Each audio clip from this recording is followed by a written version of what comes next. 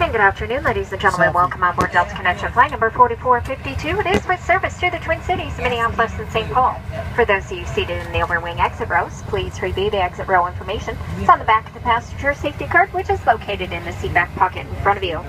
We will be passing through the cabin asking for your verbal confirmation that you will accept these responsibilities. If you cannot or choose not to perform these duties, please let one of us know and we will reseat you. At this time, all seatbelts must be fastened to your tray tables and seatbacks. They must be in their upright and locked positions. You may continue to use the small portable electronic devices until the main cabin door is closed.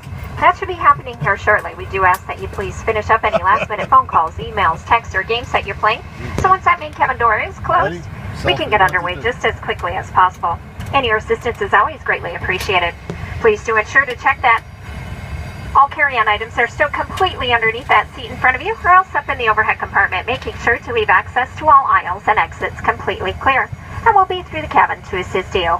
But once again, good afternoon, and welcome on board.